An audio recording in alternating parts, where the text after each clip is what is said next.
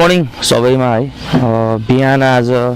म नारायण जान लागेको छु। बिहान 6:57 भएको छ। अब इलेक्ट्रिक स्कुटर है, अब इलेक्ट्रिक स्कुटर सबले हेप्छ हैन, तर नर्मल्ली अब मैले टेलजीको टाइगर तपाईहरुलाई हिजो रिभ्यू देखाइहालेँ।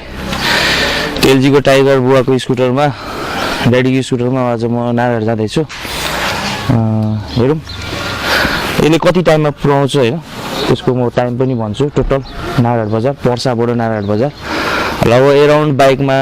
19 किलोमिटर 20 एराउन्ड छ। स्कुटर इलेक्ट्रिक स्कुटरमा कति पुग्छ टाइममा, लेट्स गो। हामी जाउँ है, हामी सर्टकट अपनाऊ।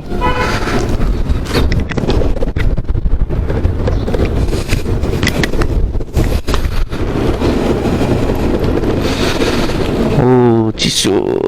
ग्लोभ्स लगाऊँ है, हुस्सु हल्का फुल्का लागेको छ।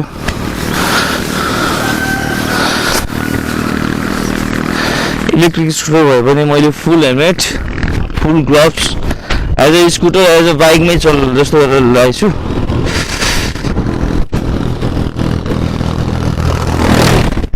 अहिले 2 गियरमा छ। एक नम्बर गियरमा जस्तो एक नम्बर गियरमा त्यति पावर हुँदैन, जस्ट बुढाहरूलाई हिँड्न मजा 28 एराउन्ड होइन, बिस्तारै 26। अब 2 नम्बर गियरमा पावर फिल गरिहाल्नुहुन्छ। अब हेर्नु स्मुथ तान्ने है, 2 नम्बर गियरमा यस्तो बवाल जान्छ कि होइन, भन्नै गर्दैन। अब 2 बाट होइन,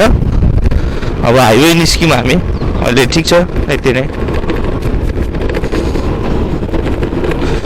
हाइवे निस्क्यौँ, हाइवे निस्केपछि फेरि होइन, अहिले 2 नम्बर यो मोडमा घुमाउने बेलामा चाहिँ अलिकति झुकाउँछ, अलिक कन्ट्रोल भएन भने चियाप्पसम्म पर्छ। ह्यान्डलमा अलिकति सम्म होइन, स्कुटी मात्रै जान्छ, मान्छे पछाडि छोडिदिएर अन्त त्यति पावर हुन्छ कि इलेक्ट्रिक स्कुटर चाहिँ भनिन्छ होइन हामीले, तर पावर चाहिँ त्यति। यसको लिमिटेसन बनाएर होला।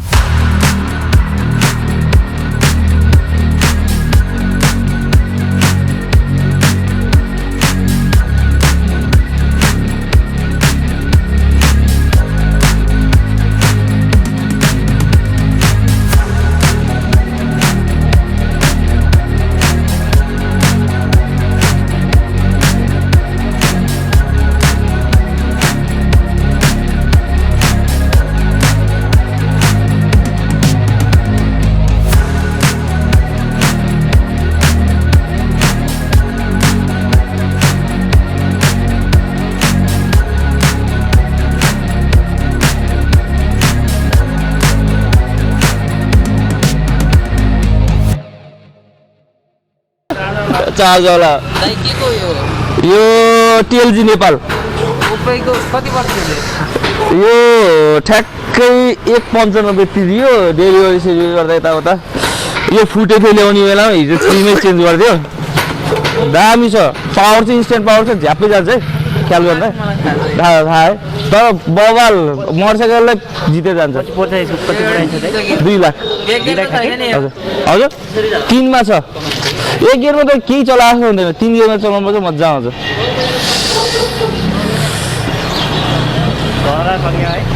चुर खाँदैन घरमा यहाँ फेरि खिचिरहेको छु है मैले लगेको नि त्यो डार्लिङटन यहाँ बेलुका 6 बजे आएर लगेको मैले के भएको छ के फेरेको थियो भन्नु त्यो बेकार हो डार्लिङटन भने कस्तो ट्रान्जिस्टर हुन्छ क्या एउटा होइन अब कहिले हामीले मोबाइल बनाइदिन्छ दिन्छ कस्टमरलाई कस्तो त के भएको रहेछ दाइ के चाहिँ भएको छ होइन अब के भन्नु त्यसलाई अब त्यहाँ के गरेर त्यो यस्तो रहेछ कि हामी कस्टमर अर्को चिजमा जाँदा पनि सोधिन्छ त्यो कस्टमरले त जे भन्नु पनि पायो कि पायो रेकर्ड पनि भएको छ राम्रो पनि भयो कस्टमरले अस्ति मलाई एक दिन के भन्दै थाहा छ त्यो जार जब कि 270 लिन्छ है अनि मैले अस्ति मैले डेढ कति भने 400 रुपियाँ भने मैले होइन हजुर के भन्छ मैले धर्म त मलाई 200 लट्ठी मान्छे भाडा बसेर बिगाएको रहेछ क्या 200 गरिदिन्छ त नि कसो दिन्छ भने जारमा 3टा हुन्छ 2टा एउटा निकाल्छ कार्टुनबाट त्यो एउटा फ्री भयो फेरि त्यो 100 पनि दिन्छ त 200 किन भन्नै मिलेन दाइ गल्ती त गल्ती हो तर त्यो कस्टमर तैँले ल्याइराखेर दिएर भन्नै मिलेन कि भन्नै सकिएन अनि के भने यस्तो 200 पाउनु भयो मलाई सिप ग्राहकलाई चाहिँ यताबाट उता घुमाएको ग्राहक जति बाटो बन्यो पनि के छ भन्दा एउटा भाडा पस्टल त्यहाँ छ एउटा यहाँ छ अनि तपाईँ त्यहाँ छिर्नु भने छिरेर यहाँ आउनु भने त्यहाँदेखि 50 मा दिउँ क्या त्यो चाहिँ राम्रो यस्तो रिस छ क्या बजारको एकदम नजिक छ त्यहाँ फुटबल बजार आउँछ मान्छे यस्तो हुन्छ अस्ति यो नयाँ घटना हो कि जसरी गरिदिन्छ यस्तो टेक्निसियन छ कि होइन एउटा दिदी जानुभएको रहेछ त्यो टेक्निसियन गर्दा डिस्प्ले फेर्नु अनि त्यो मान्छेले भन्छ ल यति लाग्छ 2500 लाग्छ भनेर अनि तर 2500 लाग्छ यदि फेरि भएन भने त फेरि डाटा साइड उठ्ने समय सम्भावना हुन्छ है भनेर वार्निङ दिएको रहेछ त्यो दिदीलाई दिदी त आएको छ भित्र फोटो नउठ्छ कि भनेर पछि म मका आयो कि अनि दिदी भन्यो कति लाग्छ भनेर 3500 लाग्छ भनेर मैले डिस्प्ले फेरेको होइन ए फोन यति भएछ नि त डिस्प्ले फेरेमा डाटा उठ्छ भनेर लगाइदियो उता उनीहरू त्यसरी गएको होइन कि सबै हाल्दा हुन्छ कि भन्नेमा थियो नि त राम्रोसँग कन्फर्म थिएन अनि त्यही भएर त्यस्तो अनि उहाँ त 2500 गर्छ नि त अनि किन नगर्नु हो त्यहाँनिर खै डाटा उठ्न सक्छ अरे भन्नु थाल्यो हो त्यही भएर त 2500 लिएको भने यहाँ 3500 छ तपाईँको डाटा सेभ हुन्छ भयो भनेको अनि खुसी भएर दियो जानुभयो कि खासै डिस्प्ले केस थियो होइन डिस्प्ले केस हो डाटा उठ्छ भन्नु थाल्यो अनि खोजेर आएको थिएँ 2000 लाग्छ अनि मैले यो हुन्न भने त्यहाँ होइन एप्पल आइडी बेचेको हुनै छैन पेटमा कहाँ गएर के गर्नु थाल्ने हुन्छ कि हुन्न मैले गरिदिनु मलाई थाहा छैन भने त्यहाँ त हुन्छ भनेको थियो कति भनेको थियो 2000 भने 2000 गर्नु मैले त गर्दिनँ 2000 हुन्छ नगर्ने मान्छे किन 2000 भन्दिनँ नि होइन मैले त्यहाँ त्यो 2000 भने चाहिँ 1000 मा हुन्छ नि मैले गरिदिनु भने त भयो त किन भन्नु त नि त्यस्तै भयो 400 मा 500 लिएँ फेरि त्यो एप्पल आइडी हार्डिसेट गरिदिएँ है अनि बाबु याद गर्नु मेरो बुवालाई फोन गरेर त भनेर लाग्यो कि अनि सुजीले फोन गऱ्यो अनि फोन गरी मलाई फोन दियो अनि सुजी एप्पल आइडी हाल्यो बस सेट सबै उनीहरू खुसी है आफूलाई नि खर्च भएन केही नि भएन कि त्यो 500 रुपियाँ चार्ज गरिदिएँ कि मैले कोही बेला त बिर्सिया हुन्छ नि त्यो झ्याप रिसेट गर्नुहुन्न होइन यस्तो भयो कि मैले त्यो हल्का पनि पाइरहेको थिएँ कि सुवेदी के भन्ने थियो होइन